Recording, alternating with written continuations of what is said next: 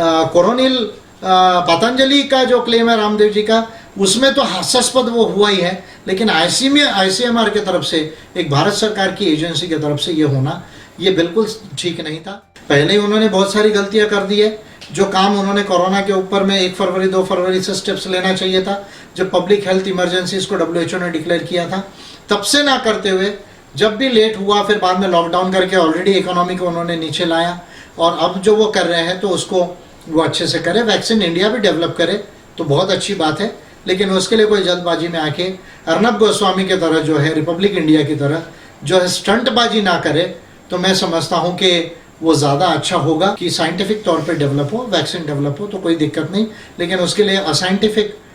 जो है अनसाइंटिफिक और पब्लिसिटी स्टंट इंडिया कोई भारत सरकार को करना ये शोभा नहीं देता। ये बात ब्रीफली मैं इस वैक्सीन के इशू पर कहना चाहूँगा। अभी ICMR, Indian Council of Medical Research, जो Ministry of Health and Family Welfare के जो अंदर काम करती है भारत सरकार के, उन्होंने कोवैक्सीन को जो है 15 अगस्त तक हम डेवलप करके भारतवासियों को जो है वो जो है भारतवासियों के यूज़ के लिए, हेल्थ के लिए हम उसको लाएंगे, लॉन्च करेंगे। इस तरह से जो है वो जो है उनके निर्देश में ये सारा चला, जो भारत बायोटेक करके एक एजेंसी है उसके साथ में। और उसके बाद में बहुत सारे जो है वो व्यूज़ आए हैं, क्योंकि दुनिया की हर कंट्री, चाहे वो ऑक्सफोर्ड का प्रोजेक्ट हो या इटली का प्रोजेक्ट हो या इसराइल के प्रोजेक्ट हो, US में चल रहे हैं, चाइना में चल रहे हैं, जो लाइफ साइंसेस के अंदर, जेनेटिक साइंसेस के अंदर में जो रिसर्चेस चल रहे हैं, तो उसमें जो है वो इस पर वैक्सीन डेवलप करने का काम पिछले सीरियसली जो है 6-8 महीने से जो है वो दुनिया के अंदर चल रहा है। और उस बीच में हमारे यहाँ एक टास्क फोर्स बैठा है, वो भी मैं जब कहा मोदी जी ने लॉकडाउन किया और मैं अम्बेडकराइट पार्टी ऑफ इंडिया की तरफ से कोरोना के ऊपर कुछ साइंटिफिक व्यूज़ देने लगा कि भाई इसका समाधान परमानेंट लॉकडाउन में नहीं है, इसका समाधान जो है वो मेडिसिन के अंदर है और वैक्सीन के अंदर में। ये बात जब जो है वो मैं कहने लगा, उसके बाद में मोदी जी ने जो है वो एक टास्क फोर्स बैठा है कि भाई हम वैक्सीन डेवलप कर सकते हैं या नहीं। और साथ में जो है भारत के अंदर में जो है वो पता नहीं, हम लोग कॉन्क्रीट रिसर्च करके जो है वो कॉन्क्रीट रिसर्च करके, यानी आर्यभट्टा के ज़ीरो के बाद में और CV रमन और चंद्रशेखर जो 2 बड़े साइंटिस्ट थे, उनके कंट्रीब्यूशन के बाद में भारत के कोई व्यक्ति ने सही में वर्ल्ड लेवल पे कोई सही में इन्वेंशन करके दुनिया के पहले कुछ चीज़ दी हो, ऐसा जो है वो हम देखने को नहीं मिलता है। भले हमारा कंट्रीब्यूशंस दुनिया के अंदर है, हमारे भी बहुत सारे लोग साइंस एंड टेक्नोलॉजी को पढ़ रहे हैं, और पता नहीं फिर हमें ऐसा लगता है कि भाई हम इस होड़ में आगे ही क्यों नहीं रहना चाहिए। हरदम हमने we should be the leaders for all this things. और इस जद्दोजहद में, इस जल्दबाजी में हमारे देश के एक बड़े फेमस जो है वो जो है बाबा है वो, उनका नाम रामदेव बाबा है, तो उनका पतंजलि का प्रोडक्ट भी है, तो इस लिहाज से वो बनिया भी है एक लिहाज से, क्योंकि जो है वो अपना प्रोडक्ट भी चलाते हैं। 10,000 करोड़ की शायद कंपनी हो गई है। तो उन्होंने कहीं पर बगैर साइंटिफिक ट्रायल्स के कह दिया कि भाई हमने कोरोना की इलाज ढूंढ लिया और मेडिसिन ढूंढ ली। अब वो जो है इम्यूनिटी को बढ़ाने की शायद वो मेडिसिन थी, ठीक है, इम्यूनिटी आयुर्वेद में है, बढ़ानी चाहिए, बहुत अच्छी बात है, लेकिन कोरोना की बीमारी के ऊपर में ये पूरी मेडिसिन ऐड करके 100% जो है वो रिजल्ट देगी करके उन्होंने बगैर साइंटिफिक एविडेंस के इसका बढ़िया मस्त एक अनाउंसमेंट करके डिक्लेयर किया। उसके बाद हेल्थ मिनिस्ट्री ने उनको नोटिस दिया, कुछ स्टेट की गवर्नमेंट्स ने उनको नोटिस दिया, उसके बाद में वो जो है बैक ट्रैक हुए हैं और उसके बाद में जो है ये हुआ। अब हम ये देख रहे हैं कि एक ऑलरेडी इस तरह का बड़ा जुमला इस विषय पर रामदेव जी की तरफ से छोड़ने के बाद में अब Indian Council of Medical research ने ये उसके सुपरविजन में डिक्लेयर किया कि भाई 15 अगस्त के अंदर में हम लोग जो है वैक्सीन लॉन्च करने वाले हैं। अब किसी भी वैक्सीन को यदि अगर आपको डेवलप करना है तो 10 स्टेजेस होते हैं, और 10 स्टेजेस के अंदर में एक तो पहले साइंटिफिक इन्वेंशन होता है, जो भी उसका RNA DNA का जो जीनोम सीक्वेंस है उसको देखकर जो वेरियस टेक्निक से, टेक्नोलॉजी के आधार पे उसको पहले वैक्सीन को डेवलप किया जाता है। उसके बाद में प्री क्लिनिकल ट्रायल्स होते हैं, उसके बाद क्लिनिकल ट्रायल्स होते हैं, और क्लिनिकल ट्रायल्स के भी कई स्टेजेस हैं, और उसके बाद में फिर पूरा चीज़ जब साइंटिफिकली जब प्रूव होती है उसके बाद वर्ल्ड में जो है वो लॉन्च की जाती है। इस लिहाज से आज के तारीख में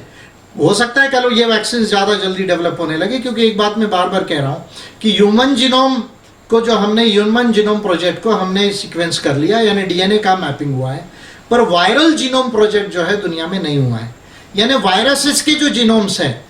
जो जेनेटिक सीक्वेंस है आरएनए और डीएनए का, वो जो है वो उसका अभी तक हम लोगों ने मैपिंग नहीं किया है वर्ल्ड के अंदर में, क्योंकि अब तो ये बात काफ़ी हद तक प्रूव होके आई है कि आरएनए पहले आया है डीएनए के, ये बात जो है प्रूव होके आ रही है। और उसके पहले भी ओरिजिन ऑफ लाइफ की जो थेरीज आ रही है, जिसको अबायोजेनेसिस कहा जाता है, इवोल्यूशन के पहले, डार्विन के इवोल्यूशन के थेरी के पहले, क्योंकि डार्विन का इवोल्यूशन का जो थेरी वो स्पीसीज के इवोल्यूशन पर है, लेकिन ओरिजिन ऑफ लाइफ कैसा हुआ, ये जो एक क्वेश्चन था जो पहले माना जाता था कि भाई कोई किसी ने जो गॉड ने क्रिएट कर लिया या इंटेलिजेंट डिज़ाइन होगी, तो ये जो इस तरह की थेरीज में नया साइंटिफिक रिसर्चेस हुआ है कि 4.4 बिलियन ईयर्स से लेकर 3.6 बिलियन ईयर्स, यानी 440 करोड़ साल से 360 करोड़ साल के पहले जब धरती कूल हो रही थी, क्योंकि धरती का जो फॉर्मेशन का एज है वो लगभग 4.6 बिलियन ईयर से थोड़ा ज़्यादा है, और वहाँ से जब धरती कूल हुई तो समुंदर के अंदर जो वेंट्स बने, वहाँ सबसे पहले जो केमिकल रिएक्शंस हुए उसमें लिपिड्स बने। लिपिड से जो है, क्योंकि लिपिड्स जो है वो सेल्स का प्रोटेक्टिव कवर होता है, फिर प्रोटीन्स बने। प्रोटीन्स जो है वो मेटाबॉलिज्म को जो है वो हेल्प करते हैं, और उसके बाद में एंजाइम्स यानी प्री आरएनए जो है वो पहले जो है प्री आरएनए बना, उसके बाद आरएनए आया और उसके बाद में डीएनए आया, और इस तरह का जो है वो इवोल्यूशन होकर जो है लाइफ का इवोल्यूशन हुआ, जिसको अबायोजेनेसिस कहा जाता है। और फिर ये सेल फॉर्मेशन जब आरएनए डीएनए के साथ हुआ, उसके बाद में फिर लाइफ जो है इवॉल्व होते होते फिर इवोल्यूशन ऑफ लाइफ की थ्योरी, जो डार्विन का ओरिजिन ऑफ स्पेसिस से लेके अभी तक हम लोगों ने दुनिया में साइंस ने प्रूव कर लिया है।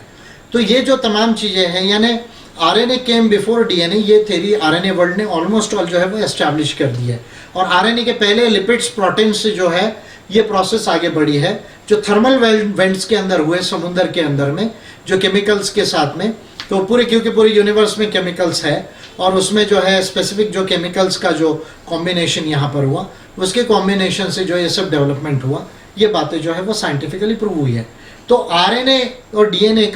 का ह्यूमन्स के डीएनए का तो मैपिंग हुआ है, पर जो आरएनए डीएनए का वायरल जो जीनोम का मैपिंग होना है वो नहीं हुआ। और इसलिए आज के तारीख में कोई भी वैक्सीन के डेवलपमेंट में कम से कम जो है वो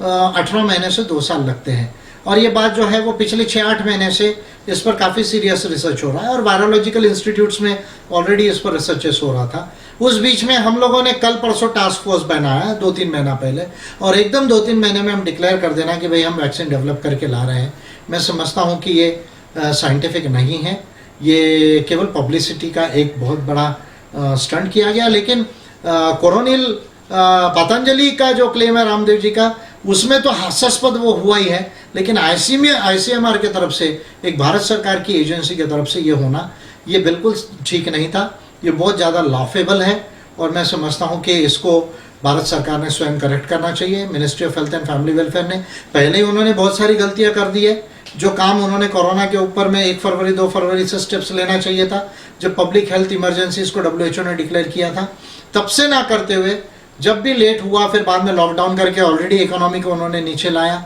और अब जो वो कर रहे हैं तो उसको वो अच्छे से करे। वैक्सीन इंडिया भी डेवलप करे तो बहुत अच्छी बात है, लेकिन उसके लिए कोई जल्दबाजी में आके अर्नब गोस्वामी की तरह जो है, रिपब्लिक इंडिया की तरह जो है स्टंटबाजी ना करे, तो मैं समझता हूँ कि वो ज़्यादा अच्छा होगा। और जो है ये हमारा संदेश है कि साइंटिफिक तौर पे डेवलप हो, वैक्सीन डेवलप हो तो कोई दिक्कत नहीं, लेकिन उसके लिए असाइंटिफिक जो है अनसाइंटिफिक और पब्लिसिटी स्टंट इंडिया कोई भारत सरकार को करना ये शोभा नहीं देता। ये बात ब्रीफली मैं इस वैक्सीन के इशू पर कहना चाहूँगा।